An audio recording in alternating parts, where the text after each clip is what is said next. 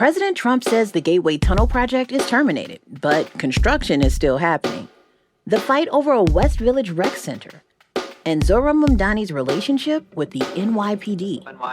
From WNYC, this is NYC Now. I'm Janae Pierre. Work continues on the Gateway Tunnel project connecting New Jersey and New York, despite President Trump announcing the construction is, quote, terminated. Trump made the announcement this week as he criticized U.S. Senate Minority Leader Chuck Schumer. The project in Manhattan, the project in New York, it's billions and billions of dollars that Schumer has worked 20 years to get. It's terminated. In a post to social media, Schumer called the project the most important infrastructure project in America and said Trump was trying to kill it out of, quote, pure spite and stupidity. The Trump administration had already halted federal money earlier this month, while the administration said it was reviewing whether the project was constitutional. Trump did not provide the results of that review during his announcement. Residents of Brooklyn are weighing in on a proposal for a 72-story tall high-rise. The skyscraper would be located at 395 Flatbush Avenue Extension at the corner of DeKalb. At a public hearing this week at the Brooklyn Borough Hall, many people said they were in support of the project, which would result in more than 1,200 rental units. That includes more than 300 permanently affordable homes.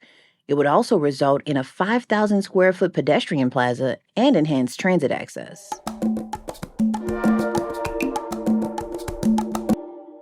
The fate of a beloved West Village recreation center rests in the hands of the city's next mayor.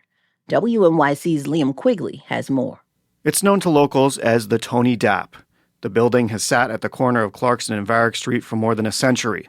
It was a place to work out or swim until it closed in 2019, when the Parks Department found a slew of structural problems. Mayor Adams wants to tear the whole thing down and replace it with a brand new fitness center that would be built alongside a housing development. But neighborhood groups want the current building to be restored, no matter how much it costs.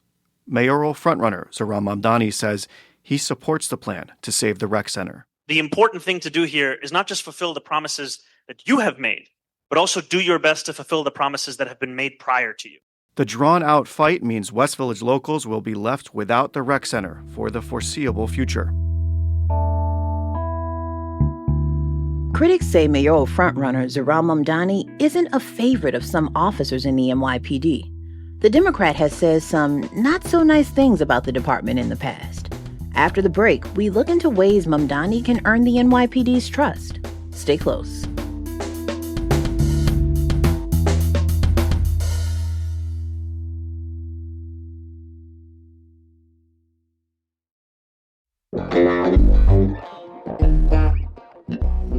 New York City's mayoral election is November 4th. So far, Democrat Zohran Mamdani remains the frontrunner. If Mamdani does become mayor, his partnership with the NYPD will be key. But critics say Mamdani may have difficulty gaining the support of police officers. His opponent, Andrew Cuomo, has seized on a number of statements Mamdani made about the NYPD after the killing of George Floyd, including a tweet back in 2020. He called the NYPD racist and anti-queer and called for the defunding of the department. That's WNYC's Ben Feuerherd, who covers the NYPD.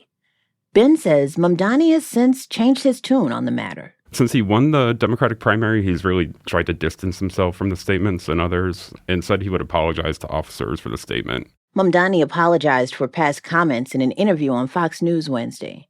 He says he's been meeting with rank-and-file police officers within the past couple weeks.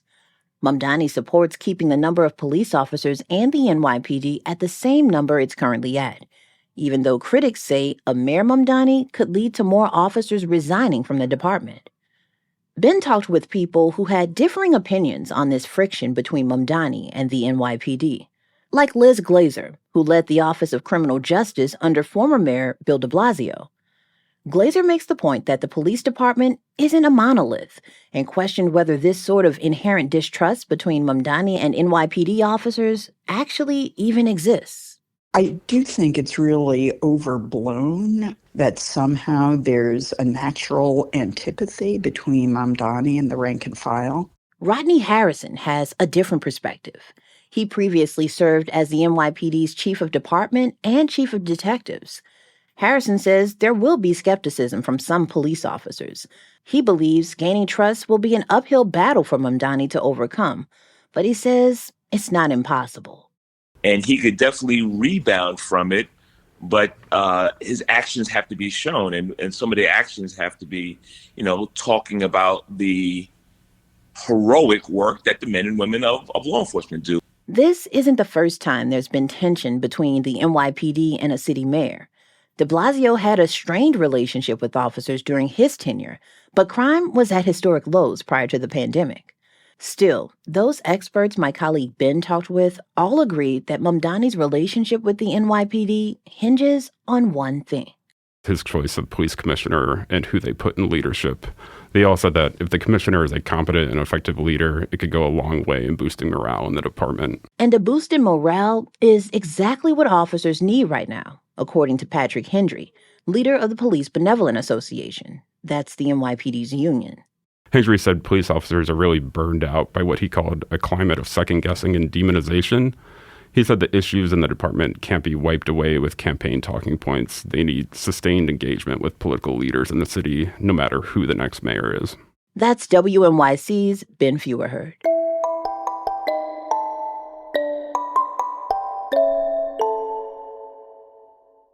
Since 2015, the performance series Death of Classical has been putting on concerts in unexpected corners of New York. WNYC's Hannah Frischberg reports from a recent Houses of Zodiac show in a Brooklyn tomb.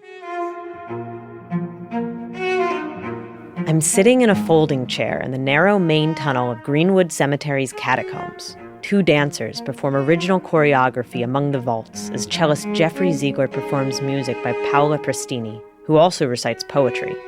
Pounds and pounds of peat moss cover the uneven ground and fill the air with dust. Tape playback echoes through the chamber. We did about 6 shows in 2016, maybe 10 shows in 2017, and now we do 50 or 60 shows a year, so we've expanded quite a lot since then. That's Andrew Owsley, the founder and force behind Death of Classical. And so what I tried to do with these shows is create something unexpected. His shows consistently sell out. Owsley is basically the only game in town for this type of musical experience. It's not a crowded lane, crypt classical concerts. I think I'm the only one, basically, which I'm happy with. Patrons love the shows for their access to unique locations and soundscapes. Chris Becker says he's a longtime Death of Classical fan. He was among those at the Catacomb concert. I mean, the acoustics here are amazing, especially for a space that you don't really think of as a performance venue in New York. Death of Classical has a number of shows coming up. That includes Nightfall later this month, a sprawling annual festival of macabre delights, with everything from storytellers and musicians to circus acts performing by moonlight along Greenwood's paths. Hannah Frischberg, WNYC News. Nightfall will take place this Friday and Saturday, October 15th and 16th. Check it out. And thanks for listening to NYC Now from WNYC. I'm Janae Pierre. We'll be back tomorrow.